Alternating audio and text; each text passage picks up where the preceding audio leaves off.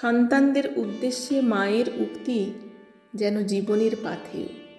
শ্রী মা তাঁর সন্তানদের উদ্দেশ্যে বলে গিয়েছিলেন বেশ কিছু বাণী, যা মেনে চললে আমাদের জীবন হবে শান্তিপূর্ণ। মা বলে গিয়েছেন, যদি শান্তি চাও মা, কারো দোষ দেখো না, দোষ দেখবে নিজের।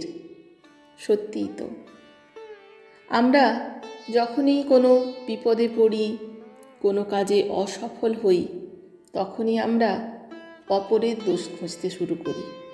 যখন সফল হই তখন কিন্তু বলি নিজের জন্য হয়েছি। আর যখন ব্যর্থতা আসে, যখন জীবনে অনেক বাধাবিঘ্ন আসে, তখন আমরা অপরের দোষ খুঁজতে ব্যস্ত হই। কিন্তু মা বলেছেন, দোষ কারো নয়, দোষ দেখবে নিজের। আর